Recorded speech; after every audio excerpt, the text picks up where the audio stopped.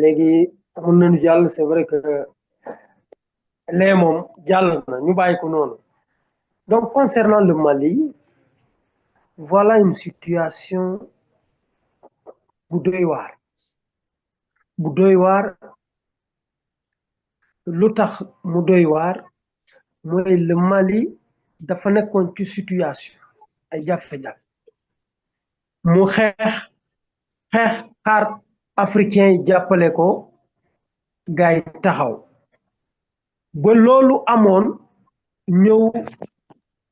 Mali Burkina Niger ñu bokk le reste de l'Afrique mu toog di seetaan CEDEAO bu ñuy amoon yaakaar ni moom mun a dimbale africain yi surtout l'Afrique de l'Ouest moom tamit mu génnee ñu ci beneen facette indi ñu xiiroo ŋaayoo ak entre ces trois états ba ñu mujjee fu ñu mujjee yàlla def Mali góorgóorlu ba ci la Russie ñëw jàppale ko ba lu mu jotoon ñàkk pratiquement mu ñëwaat ci moom. À notre grande surprise ay weer di jàll ñëw ba tey ñu gis situation bu gën a pire parce que bii nag ba c'était boobu mun nga wax ni boobu gars yi dañ leen jeex xool mais bii yow nga yor xam ne kii fii la jaaroon fii la ñëwoon ba def la lii yàlla def ba nga ñëw taxaw xeex ba jël loolu yépp. Comment le Mali s'est débrouillé avec ses partenaires russes ba ñooñu organiser wu fan la ñu jógee ak kan moo ne seen gannaaw ba def lu ñu def ak l'AES tey ces pays-là c'est vrai que ñoom ku ne am na métit bu ne ci moom pour ñëw en aide à son voisin dana xaw a compliqué parce que la situation bu nekk ci secteur bi il suffit que nga bàyyi sa réew dem ci kii mu metti sa dëkk mais où est le reste de l'Afrique de l'Ouest lu tax tey lu ñu organisé woon te jàpp ko ba ñu jëlee fi Yaya Jammeh ci anam boo amante ne moom teggul ci yoon réew bu am jàmm élection jàll ma contesté résultat yi nga indi une armée de la CEDEAO nga ñëw samp ko ci réew jàmm jëlee ko imposé ko le président ba nga jàpp moo gagné élection léegi tey un ami un frère état bu mel ni am jafe-jafe ba tey kenn déggul le grand géant de l'Afrique et sinon même l'Afrique de l'Ouest le Nigeria kenn déggul yeneen réew ba ci réew Sénégal ñu jéem a organiser wu xam nan la ñuy jàppale Mali ak l'AES parce que cette situation-là elle est en train de s'empirer elle est en train d'être vraiment inquiétante parce que personne n'est à l'abri léegi ñoom africains yi lu ñu doon dégg ma joxe exemple fii la ñu dégg benn haut gradé de l'armée française mu wax ni la France il faut que mu reprendre lu mu doon def jamono boobu il faut que France mu ñëw installé wu pour ne pas perdre ses anciennes colonies léegi est-ce que ñun nos armées nos dirigeants sont en train de prendre ces déclarations au sérieux est-ce que tey ils vont regarder le Mali tomber ba ñiy jël réew Mali installé wu kenn xamul lan mooy nekk après la suite parce que lii boo xoolee àddina tey géopolitique bi nu mu nekk de di dox lii pour man li may faral di bañ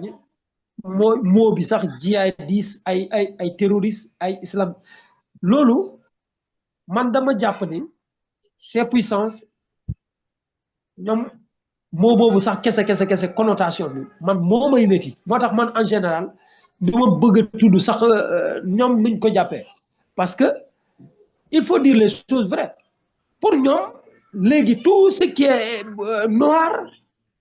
ça il faut le coller dans les pays musulmans dans l'islam c'est ça que ces puissances ñoom loolu lañ bëgg parce que déjà le président des États-Unis dafa wax lu mel noonu bu muy déggoo ak le président du Nigeria bu ñuy def frappe yu ñu def Nigeria il a déclaré que les chrétiens sont la minorité chrétienne est en train d'être xawma lan par les autres donc ci xeex boobu la ñu ne ci taxawaay boobu la ñu ne ci taxawaay jëlaat lu ñu amoon ci Afrique man gisuma ku mën a organiser frontière yu ñu am ci Mali nu mu nekkee réew par exemple le Sénégal nu mu nekkee réew yeneen yi noonu la ñun ñu organiser wu légalement yor des forces armées yor suñu moyen quelques personnes organisées wu ñëw ba yegg ba dugg ci pal lan fan la ñu jëlee arme yooyu armement boobu fan la jaar ba dugg ba ñoom ñi jot ci et tey aujourd'hui la situation au Mali risque d'aller très vite parce que en quelques jours ñu am 2 aéroports léegi aéroport yooyu lan moo fa nar a wàcc kan moo ne boo déggee man ce qui me fait mal toujours c'est l'Europe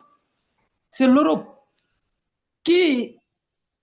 sans l'Afrique risque de tomber et nous aujourd'hui les Africains avec nos dirigeants nos forces armées on refuse de voir la vérité on refuse de croire que s'il n'y a pas d'unité s'il n'y a pas une force comme l'a si bien dit hier parce que nous sommes dans toujours les discours si l'Union africaine n'arrive pas à avoir une force de réserve une force qui est là et que dans ces situations pareilles qu'on mobilise plus de 2000 7000 soldats ñu teg leen ci zone boobu nous allons toujours courir derrière ces gens-là parce que lu leen metti mooy tey ñu ngi gis depuis 2021 2023 2024 2026 en Afrique une révolution qui est en train de monter une prise de conscience et ça il faut l'arrêter rapidement il faut l'arrêter il faut même pas dire ça il y a derrière les États-Unis il y a l'Union européenne mais aussi les autres États qui aujourd'hui commencent à dire il faut arrêter comme le Canada parce que c'est trop et rare des pays comme l'Espagne et l'Italie en Europe donc il faut que les Africains viennent au secours aux États de l'AES ce qui se passe actuellement ce qui est en train de se faire dans cette zone de se préparer risque de coûter cher à tous les États de l'Afrique de l'Ouest. Et c'est dommage. Le géant de l'Afrique, lui aussi, avec tout ce qu'il a,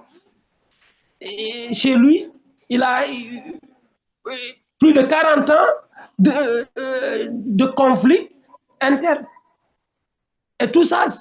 si on regarde bien, si on étudie bien, ces histoires ont été montées, créées et sont devenues aujourd'hui des conflits à n'en pas finir.